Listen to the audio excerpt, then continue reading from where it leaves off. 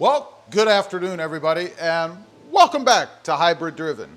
I've got to say, buying the new Toyota Prius has become very frustrating. You know, about a month and a half ago, I contacted a dealership, had to go further away than I wanted to, and I grabbed one out of allocation, put down a deposit, was told it was going to be here at the end of June. We're now past the middle of July, and I still don't have it yet. We still have the Honda Civic sitting back here, which I love the car. It's just time to move in and venture into the hybrid world, right? But as I said, it's become very frustrating. You know, I've gotten on Toyota's site. You can go in and search for vehicles in inventory, right? And you can put in different distance parameters to see what's close to you or around you. So I've done that. I'm going to share that with you guys so you know what I'm talking about. First off, I went with the Prius Hybrid, the non-prime version. 20 miles, search diameter radius. There are 2 each available near me within 20 miles. 2 limiteds, 1 silver, 1 red. I could go with the red, not real hip with the silver. But that doesn't even matter because they're both sale pending and they're both in the build phase. Have been for quite a while. Next, I moved into a 50-mile radius. 3 each available. Now, 2 of them are the 2 that I just mentioned. There's 1 additional. It is black, it's a limited, and you guessed it, sale pending. Stretched out to a 100-mile radius. Still only those 3 that I've already mentioned available. Again, all sale pending, nothing else.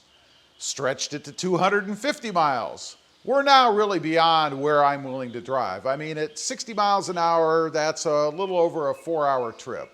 You'd get it somewhere under 3, probably about 3.5 hours one way. So you're looking at a 7-hour round trip just to buy a car.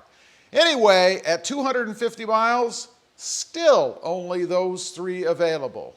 No more. I stretched it out as far as you could go. 500-mile radius. Now, in this case, we start to cover some major areas. Houston, Dallas, San Antonio, the bigger cities. So, of course, there are going to be more available. The dealerships seem to cater, which makes sense, to the bigger markets, right?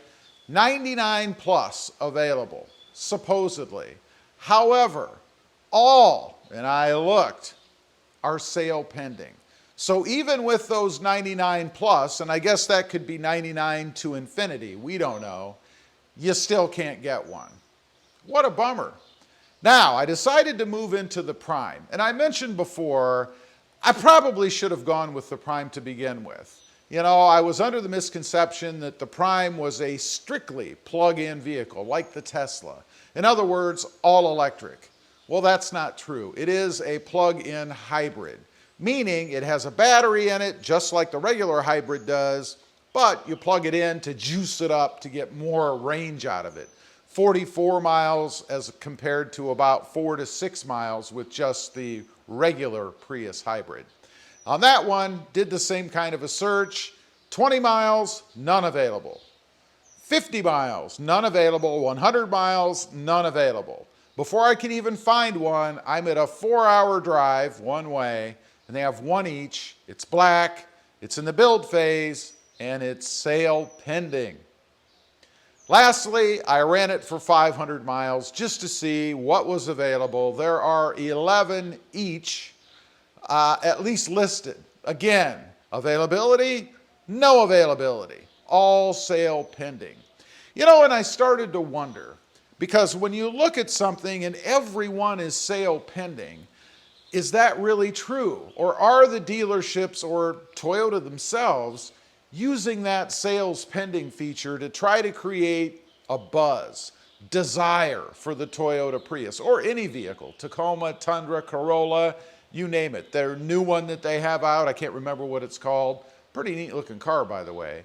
But are they using that to create some sense of demand, higher demand, so that they can raise the prices and hope that that justifies it, or they can justify it to the buyer by stating it's a highly demanded car, we charge a market upgrade or a market addition, an adjustment for that car.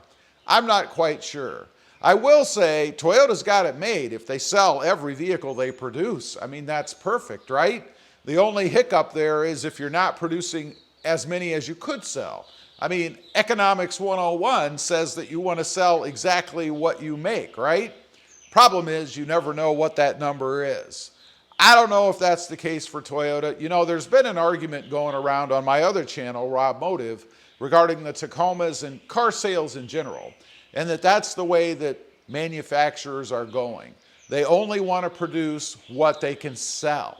In other words, there isn't going to be a glut of anything on the market anymore, at least for the higher demand things. I'll use the Jeep Gladiator as an example. There always seems to be Jeep Gladiators sitting around on the lots. It's because they produce more than the demand, obviously.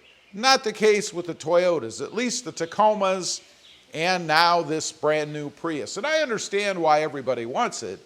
It's a hot little car. Who'd have ever thought that Toyota would have made the Prius desirable, sexy, even, if I can say this, a little bit of a performance aspect to it, particularly when you get into the prime.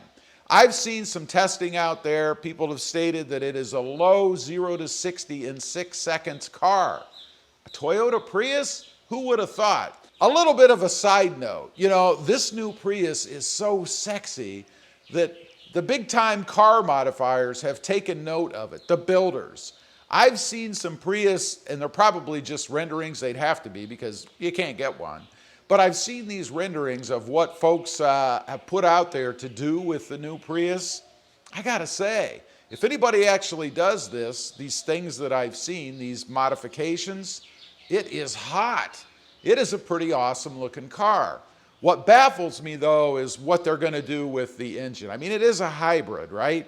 It looks to me from some of these that they've actually replaced the engines in them. Probably gone with something else. I've seen a few that actually have a dual exhaust exiting out of the rear. It's tastefully done, but the Prius doesn't have a dual exhaust. Matter of fact, you can't even see the exhaust pipes. They're kind of tucked under there for aerodynamic reasons. Still, I gotta think there's gonna be some pretty cool adaptations, modifications to this new Prius, and it's gonna be pretty darn popular, I think. And I wonder if Toyota's taking note at the popularity of this car and if they'll offer it in any other kind of engine format for people that want to use it as an enthusiast car. You know, something with a little bit more oomph that actually is naturally aspirated and not a hybrid. I don't know. I'd be curious. We shall see. Leave a comment. Let me know if you're in the market for the Prius or any other car. You finding this to be true, that you just can't find anything, and when you finally do, you kind of have to settle for what they have. Gone are the days that you can walk the lots and pick what you want. Let me know. I'd be curious. Thanks for watching. Stay safe out there. Bye.